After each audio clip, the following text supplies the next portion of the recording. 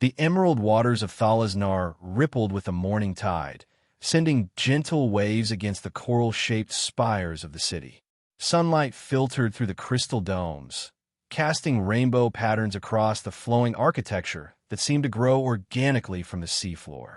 Schools of luminescent fish darted between the buildings, their scales catching the light and adding to the perpetual dance of colors that defined the Cathari capital. Lyra swam languidly through the central courtyard of the Memory Temple, her translucent fins propelling her with barely a thought.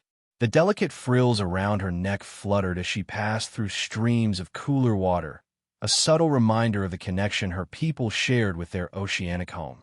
She hummed softly, practicing the ancient melody that had been entrusted to her as a memory keeper, one of the youngest ever chosen for the sacred role. Still wasting your time with those old songs? The voice belonged to Marin, a fellow Cathari youth whose brilliantly patterned scales marked him as a member of the Innovation Guild. He floated above her, arms crossed over his chest, a look of gentle mockery on his face. The council approved my atmospheric regulator design yesterday. It'll be implemented next season. What has your singing accomplished lately? Lyra felt her inner eyelids flicker in annoyance, but she maintained her composure. The songs of memory preserve who we are, Marin. They connect us to our past. A past no one cares about, Marin replied with a dismissive wave of his webbed hand. We live in the most peaceful, prosperous era in our history. The future is what matters now. Lyra watched him swim away, his colorful tail leaving a swirl of bubbles in his wake.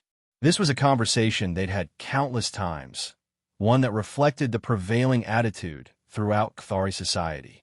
In a world without conflict, without external threats, preserving traditions that had once served as warnings seemed unnecessary to many. But Lyra felt differently. Something in the ancient songs called to her, as if they contained truths her people had forgotten but might one day need again. The Memory Temple's interior was cool and quiet, illuminated by bioluminescent algae cultivated in intricate patterns along the walls. Lyra made her way to the Hall of Crystalline Memory, her personal sanctuary within the temple. Here, thousands of years of Cathari history were preserved in living crystal formations, their molecular structures encoding memories, songs, and stories from throughout their civilization's development. At the center of the hall stood the Great Crystal, a massive, seemingly dormant structure that predated all others. Unlike the other crystals, which glowed with internal light and responded readily to the touch of memory keepers, this one remained dark and silent. For as long as anyone could remember, it had been nothing more than a historical curiosity, its purpose lost to time. But Lyra was drawn to it. In recent weeks, she had been researching obscure references to something called the summoning ritual, mentioned in fragmented records as having some connection to the Great Crystal. Most of her fellow memory keepers dismissed it as merely ceremonial, but Lyra sensed there was more to it. She placed her palm against the cool surface of the crystal, feeling the faint vibration that no one else seemed to notice. "What secrets are you keeping?" she whispered. Her contemplation was interrupted by Eldar the Los, the chief memory keeper and her mentor. His scales had long since faded to a pale blue with age, and the bioluminescent patterns that Cathari developed in maturity glowed softly along his elongated cranial fins. "The council meeting is about to begin," he said, his voice carrying the distinctive harmonic tones of the elder generation. "They're discussing the anomaly." Lyra's eyes widened. They finally acknowledged it. The anomaly had been visible in the night sky for 3 cycles now, a strange object that moved unlike any celestial body they had observed before. Lyra had noticed it during her evening meditations, but when she'd reported it, the Astronomical Guild had dismissed it as likely just a comet or space debris passing through their system. "Only because it changed direction," Eldar the Los said, his voice betraying concern. "Now they can no longer ignore it." The council chamber was an open amphitheater at the heart of Thalaznar, designed so that water currents carried sound perfectly to every corner. The 7 elders occupied the central podium, their ancient forms commanding respect despite the casual nature of Cathari governance. Citizens had gathered in concentric circles around them, floating at different depths according to their guild affiliations. Lyra and Eldar, the Los, took their places among the other memory keepers, who were given positions of ceremonial respect but little practical authority in day-to-day governance. The object appears to be metallic in composition, Sovar of the Astronomical Guild was explaining, projecting a magnified image of a distant, angular shape. It's approximately 200 units in length and has adjusted its trajectory 3 times, each adjustment bringing it closer to Cthar. Natural explanations? Asked Elder Von Era, her voice resonating with the deep tones of authority. None that we can determine, Sovar admitted. Its movement suggests artificial propulsion. A ripple of concerned murmurs passed through the assembly. The concept of extraterrestrial life wasn't unknown to the Cthari, but their limited space exploration had never encountered any. Their peaceful civilization had little interest in the aggressive expansion that might have brought them into contact with others. If it is an artificial construct, Elder Von Era continued, what are your recommendations? Sovar hesitated. We have no protocols for this situation. Our history contains no precedent. Lyra felt a strange sensation in her chest, a tightening that made her gills flutter rapidly. She found herself swimming forward before she could consider the impropriety of her action. There might be precedent, she said, her voice sounding thin and young compared to the harmonious tones of the elders. In the oldest memory crystals, there are references to visitors from beyond our world. Elder Von Era regarded her with a mixture of surprise and disapproval. Memory Keeper Lyra, you have not been recognized by the Council. Forgive me, Elder. Lyra ducked her head submissively, but continued, but this may be relevant. I've been researching ancient texts about the Great Crystal and a ritual called the Summoning. There are fragments that speak of an alliance with beings called humans. The word seemed to hang in the water between them, unfamiliar and strange. Mythological accounts are not helpful in addressing real-world phenomena, said Elder Matos dismissively. We need practical solutions, not stories. The object presents no immediate threat, Elder Von Era concluded. We will continue to monitor it and reconvene if circumstances change. This session is concluded. As the assembly dispersed, Lyra felt a profound sense of frustration. She turned to Eldar the Los, who had remained silent throughout the exchange. They're not taking this seriously enough, she said. Eldar Thalas's eyes, clouded with age, seemed to look past her. Our people have known peace for so long that we've forgotten how to recognize danger, he said softly. Continue your research, Lyra. I fear you may be right. The following days brought dramatic changes. The object entered their outer atmosphere, revealing itself clearly as an artificial vessel of some kind. Its surface was rough and angular, with protrusions at the Astronomical Guild tentatively identified as potential weapon systems, though most Cthari had difficulty even conceptualizing the purpose of such things. The vessel began emitting powerful scanning beams, sweeping across the surface of Cthar. When these beams encountered the ancient communication satellites that orbited their planet, relics from an earlier age of technological development that were now maintained mostly for historical interest, the vessel systematically destroyed them. Panic began to spread through Thalaznar. The council called for calm and insisted they were pursuing diplomatic options, though in truth they had no idea how to establish communication with the vessel or what they would say if they could. Lyra spent these days feverishly researching in the deepest archives of the Memory Temple. She found more fragments, more references to humans, and to a great pact formed in the dawn days of Cthari civilization. The accounts were frustratingly incomplete, but one thing became clear. The Great Crystal was indeed a communication device, designed to send a distress signal to these humans in times of danger. The ritual to activate it was complex, requiring precise movements, specific harmonic frequencies, and a direct channeling of the user's bioelectric field. Most importantly, it required someone who truly believed in its purpose and held no reservations about calling for help. When the council rejected her findings a second time, Lyra made her decision. Under the cover of nightfall, she slipped into the hall of crystalline memory. The city outside was in chaos. The alien vessel had deployed smaller craft that were now circling Thalaznar, their scanning beams penetrating even the deepest structures. The Kthari, with no concept of military defense, could only watch and wait.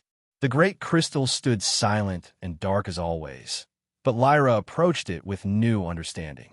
She began to sing, her voice resonating at frequencies described in the ancient texts. Her body moved in the ritualistic patterns she had memorized, fins and frills extending to channel the bioelectric field that all Kthari naturally generated. Nothing happened at first. Doubt crept in her mind. Perhaps the texts were indeed just mythology. Perhaps there were no humans, no ancient pact. Then she remembered the final component: belief. Absolute, unwavering conviction. She cleared her mind of doubt and focused on the desperate need of her people, channeling that emotion through her song and her body. The crystal flickered. A faint glow emanated from deep within its structure, growing stronger as Lyra maintained the ritual. Her muscles ached, her gills strained as she pushed herself beyond normal limits, but she didn't stop. The great crystal blazed to life, brilliant energy pulsing from its core. A beam of concentrated light shot upward, passing through the temple dome and into the sky beyond. Lyra collapsed, exhausted but triumphant. The signal had been sent. Now all they could do was wait. She didn't have to wait long. The alien vessel, which the Council had finally identified from ancient records as belonging to a species called the Grok, known in distant regions for their aggressive territorial expansion, had been joined by a fleet of larger ships. They positioned themselves in attack formation around Kthar, their intentions now unmistakable. The Council, finally accepting the gravity of the situation, had called for a planet-wide state of emergency. Though without any defensive capabilities, this amounted to little more than asking citizens to seek shelter in the deepest buildings. Lyra, recovered enough to swim, joined Eldar the Los and the Council in the emergency command center established beneath the Council chamber.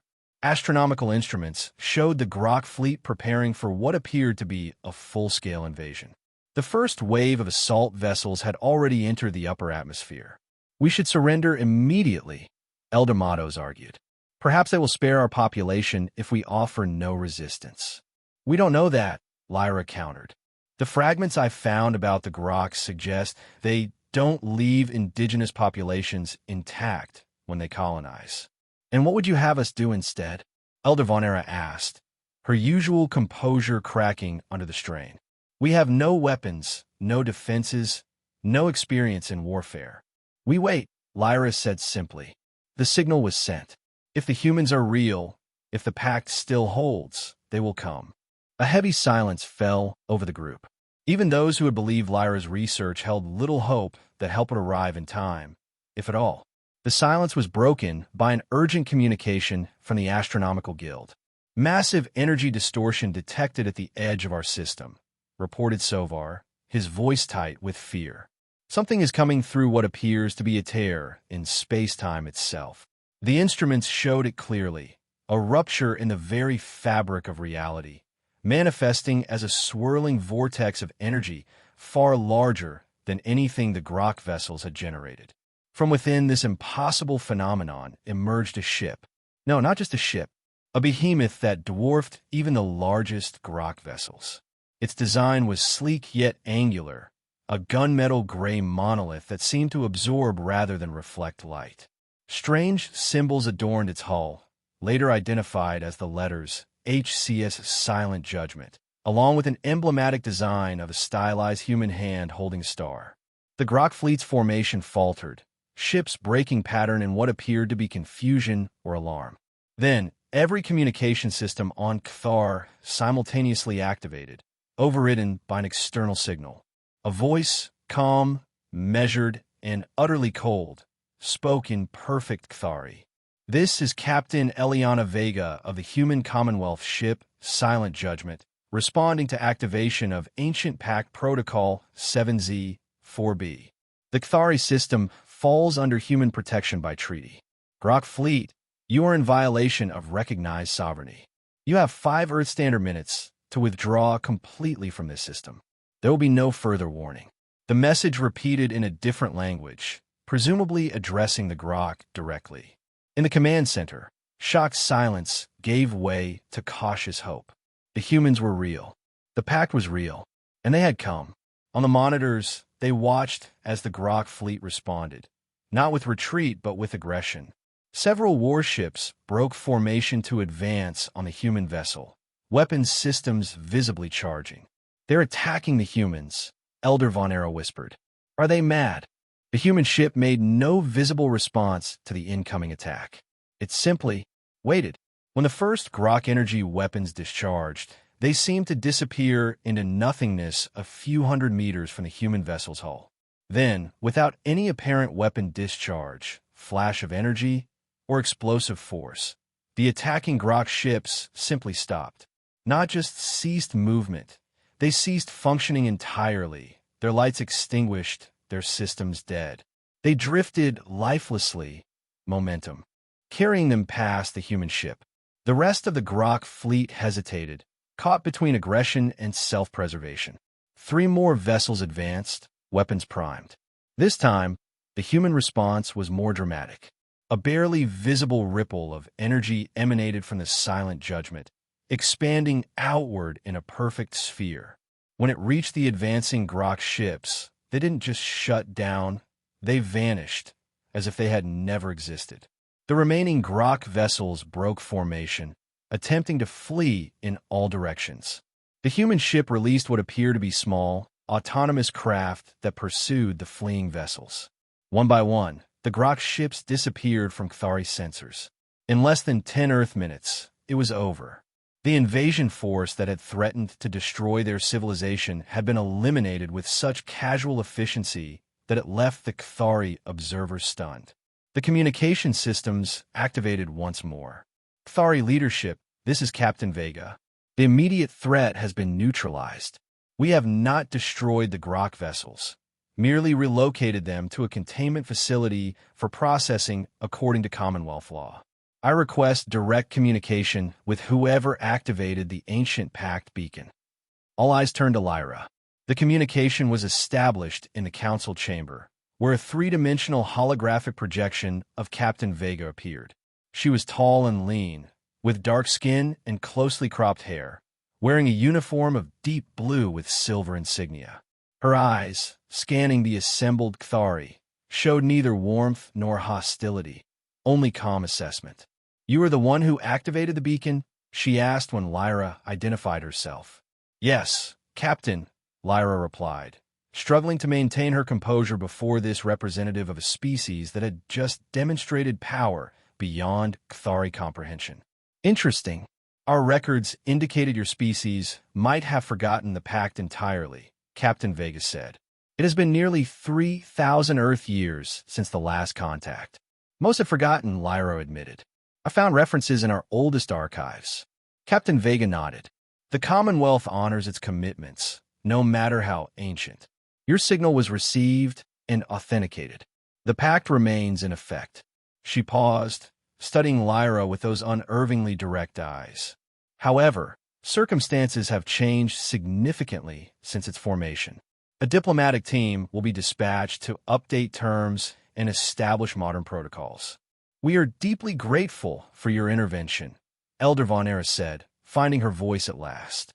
"Without your arrival, our civilization would likely have been destroyed." "The Grok are a predictable species," Captain Vega replied, her tone suggesting she was discussing vermin rather than sentient beings. "They target developing civilizations with minimal defense capabilities. Your pacifism made you an ideal target."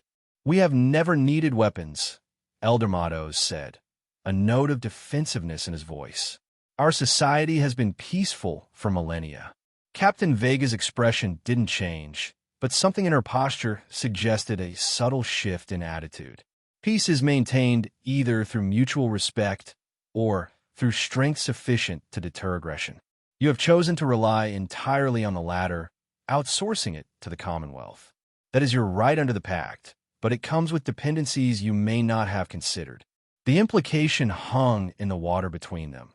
The Cathari had unconsciously built their utopia on the foundation of human military power, a power they had forgotten existed. The diplomatic team will arrive within 3 standard days, Captain Vega continued. They will explain the current state of galactic politics and your options moving forward. Until then, the silent judgment will remain in orbit as a precautionary measure. Is there a likelihood of further attacks? Asked Elder Von Era. The Grok operate in isolated strike forces. News of their failure here will take time to reach their central command, Captain Vega explained. However, other opportunistic entities may become aware of your vulnerability. Our presence will discourage them. With that, she offered a formal salute, palm flat against her chest, and ended the communication. The Cathari Council erupted in a mixture of relief, confusion, and concern. Their world had been saved, but everything had changed. They were no longer alone, no longer isolated in their peaceful bubble. They had been thrust into a galactic community they knew nothing about, dependent on the protection of a species whose power was as terrifying as it was impressive. In the days that followed, life in Thalaznar attempted to return to normal, but an underlying current of anxiety permeated everything. The presence of the human warship in orbit was a constant reminder of how quickly their world had transformed. Children pointed to the sky where the massive vessel could occasionally be glimpsed as a moving star. Discussions in every guild and household centered on what the humans might want, what changes might come. Lyra found herself elevated from an eccentric junior memory keeper to something of a reluctant celebrity. She had been right when no one believed her, had saved their civilization by reaching into their forgotten past. The memory keepers, previously seen as quaint custodians of irrelevant history, were suddenly respected, their archives combed for any additional information about humans and the wider galaxy. But Lyra herself felt unsettled. She spent hours in the Hall of Crystalline Memory, now bustling with activity as other keepers cataloged and analyzed references to the ancient pact. The great crystal, now softly glowing with residual energy, seemed different to her somehow, less like an artifact and more like a tether, binding their fate to beings whose nature they barely understood. On the morning of the 3rd day, Lyra was summoned to the council chamber. The diplomatic vessel had arrived. Unlike the massive warship, the diplomatic craft was relatively small and designed with an elegance that seemed at odds with the utilitarian appearance of the silent judgment.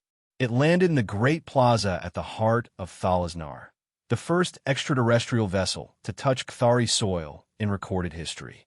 A delegation of 7 humans emerged, dressed in formal attire of deep blue and silver similar to Captain Vega's uniform, but more elaborately adorned.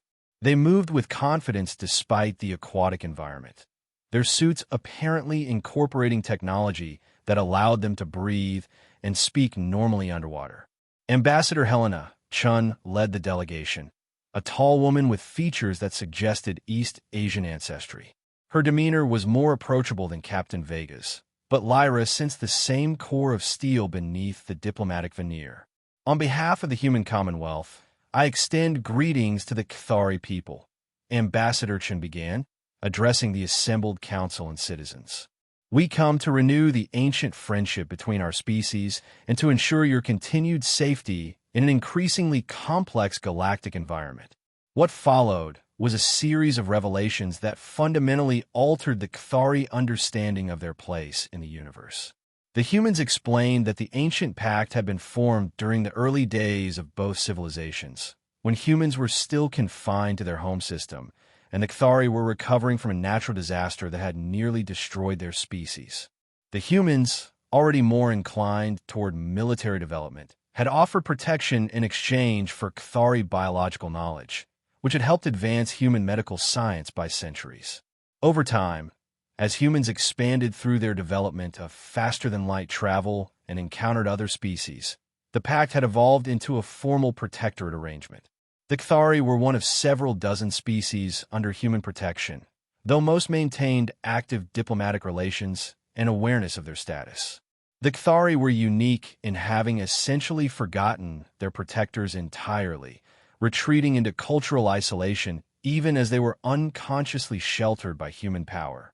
The Commonwealth has respected your cultural development by maintaining a non-interference policy, Ambassador Chen explained. However, the Grok incursion indicates that a more active protection protocol may be necessary moving forward. What does that mean in practical terms? Elder Von Era asked. At minimum, the establishment of a monitoring outpost in your system, replied Ambassador Chen. Ideally, a cultural exchange program and regular diplomatic presence as well. The implications were enormous. After millennia of isolation, Cathari society would be directly exposed to human influence. Some embraced the prospect with excitement, seeing opportunities for advancement and learning. Others feared the erosion of their peaceful way of life. Lyra, invited to join the ongoing negotiations due to her role in activating the beacon, found herself increasingly troubled. The humans were unfailingly polite, even respectful, but there was something in their manner that suggested they viewed the Cathari as lesser, not in a malicious way, but in the way adults might view children, with benevolent protection that nonetheless assumed fundamental inequality. On the fifth day of negotiations, Lyra was invited to tour the diplomatic vessel. Ambassador Chun herself led the tour, showing Lyra technology so advanced it seemed like magic, explaining the basics of faster-than-light communication, artificial gravity, and energy manipulation. Your people could develop these technologies as well, Ambassador Chen said, noting Lyra's awe. The Cathari mind is quite capable. You simply chose different priorities. Peaceful coexistence with our environment, Lyra said, feeling oddly defensive. A noble goal, Ambassador Chen agreed, and one that deserves protection. She paused before a view screen showing this silent judgment in orbit. There are species in this galaxy who would see your pacifism not as enlightenment, but as weakness to be exploited. The Grok are among the least of them. So we trade our independence for security, Lyra said quietly. Ambassador Chun smiled, not unkindly, but with a certainty that brooked no argument. You never had true independence, Memory Keeper Lyra. Your peaceful development was possible only because more aggressive species were kept at bay. The difference now is merely that you're aware of the arrangement. The truth of it was undeniable, but it stung nonetheless. As they completed the tour, Ambassador Chun led Lyra to a small conference room where Captain Vega was waiting. The captain's presence was a surprise. She had remained aboard the Silent Judgment throughout the negotiations. The Memory Keeper should understand what she has awakened, Captain Vega said without preamble. Show her. Ambassador Chen hesitated, then nodded. She activated a holographic display that filled the center of the room. This is a real-time strategic map of known space, she explained to Lyra. The green area represents Commonwealth-protected systems, including Thar. The green dominated perhaps a third of the display. A similar portion glowed red, with the remainder divided among various other colors. The red represents the Sakar Dominion, our primary strategic rival, Ambassador Chun continued. The purple systems belong to the Grok hegemony. As you can see, they control a relatively small portion of space, but they border your system. This is why they targeted you first. Lyra studied the map, the scale of it overwhelming. Thousands of star systems, hundreds of species, alliances and conflicts playing out across distances she could barely comprehend. The balance of power is delicate, Captain Vega said, her clinical tone at odds with the gravity of her words. The Commonwealth and the Dominion maintain an uneasy peace through mutually assured destruction capabilities. Smaller powers like the Grok probe for weaknesses, seeking to expand their influence without triggering major conflict. Thar sits at a strategic junction, Ambassador Chen added. Control of your system would give the Grok access to 3 hyperspace lanes that could potentially outflank Commonwealth defenses. We cannot allow that. The implication was clear. The humans had saved the Cathari not just because of an ancient pact, but because strategic necessity demanded it. Then we were just a piece on your game board, Lyra said. You are allies, Ambassador Chun corrected gently. But yes, your strategic value is significant, independent of our historical relationship. What happens now? Lyra asked. Captain Vega and Ambassador Chun exchanged a look. That depends partly on your council's decisions, Ambassador Chun said. But the Commonwealth will establish a presence here regardless. The level of integration with your society is negotiable. The basic security arrangement is not. In 3 days, the diplomatic transport will return to Commonwealth space with the preliminary agreements, Captain Vega added. It will be replaced by the HCS Vigilant Observer, a monitoring station that will remain in orbit permanently. And the silent judgment, Lyra asked, will depart once the Vigilant Observer is operational, Captain Vega replied. We are needed elsewhere, but we'll return if necessary. The negotiations concluded the following day. The Cathari Council, recognizing the reality of their situation, agreed to most of the Commonwealth's proposals. A human monitoring station would be established in orbit. Cultural exchange would begin gradually, with a small delegation of Cathari scholars invited to visit Commonwealth educational facilities and human specialists permitted to establish a diplomatic compound in Thalaznar. The Great Crystal would be upgraded with modern communication technology, ensuring direct contact with Commonwealth protection forces if needed again. The Memory Keepers would receive training in its operation, formalizing the role Lyra had rediscovered by chance. As the diplomatic transport prepared for departure, Lyra found herself on the shore of the Western Reef, one of the few places in Thalaznar where land met sea. The night sky above was clear, the stars sharper than they had ever seemed before, now that she understood what lay among them. She sensed rather than heard Ambassador Chun approach. Your people will adapt, the humans said, following Lyra's gaze upward. The initial shock will pass, and you'll find your place in the wider community of sentient species. But we'll never be what we were, Lyra replied. No, Ambassador Chun agreed. That innocence is gone, but what you become instead may be greater than you can currently imagine. They stood in silence for a moment, the lapping of waves against the shore the only sound. The humans who first encountered your ancestors saw something worth preserving. Ambassador Chun said finally. Your art, your philosophy, your harmony with your world. These are rare and precious things in a galaxy often dominated by conflict. The Commonwealth protects you not just for strategic advantage, but because what you represent matters. It was a comforting thought, though Lyra wasn't entirely sure she believed it. When your ship departs tomorrow, Lyra asked, what should I tell my people to expect? Ambassador Chun considered this. Tell them to prepare themselves. A human warship is coming, the Vigilant Observer. But also tell them this isn't an ending. It's an awakening. The next morning, Lyra stood with the council as they formally bid farewell to the diplomatic delegation. The treaty had been signed, the arrangements made.